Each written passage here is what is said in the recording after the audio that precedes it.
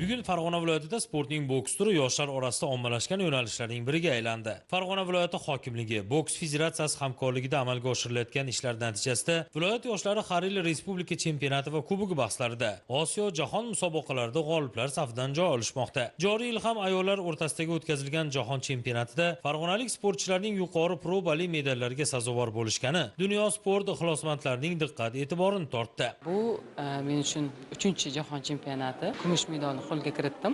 Bu O'zbekiston uchun tarixiy natija bo'ldi. Shu paytgacha hech kim boks bo'yicha ayollar terma jamoasidan finalgacha yetib borgan emas. Endi Xudo xolasa, keyingi maqsad niyatlar jahon chempioni, olimpiada chempioni, Osiyolar chempioni bo'lish. Joriy yil 13 fevral kuni davlatimiz rahbari raisligida Olimpiya va Paralimpiya harakati ixtisoslashtirilgan va ommaviy sportni yangi bosqichga olib chiqish hamda aholining jismoniy faolligini oshirishga bag'ishlangan video selektor yig'ilishida ham 4 yillikning nufuzli bellashuvga jiddiy tayyorgarlik ko'rish bo'yicha alohida topshiriqlar berildi. Farg'ona shahridagi Samo sport majmuasida o'tkazilgan yig'ilishda prezidentimiz topshirig'i ijrosini ta'minlash har bir mutasaddi rahbarlar va trenerlarga katta mas'uliyat yuklashi ta'kidlandi. Unda ishtirok etgan O'zbekiston boks federatsiyasi rahbariyati, Farg'ona viloyati hokimligi, sport mutaxassislari ishlab chiqilgan aniq dasturlar va chora-tadbirlar bo'yicha o'z fikr-mulohazalarini bildirishdi. Konferensiya yakunida O'zbekiston boks federatsiyasining Farg'ona viloyati bo'limi uchun rasmiylar ham tayinlandi. Unga ko'ra, viloyatda boksni rivojlantirishga munosib hissa qo'shib kelayotgan Ahadjon G'ulomov federatsiyaning viloyat bo'limi raisi etib tayinlandi. Raisning birinchi o'rinbosari vazifasiga Hakimjon Dolimov, ijrochi direktor lavozimiga esa Murodjon Dadaboyevlar nomzodi ma'qullandi.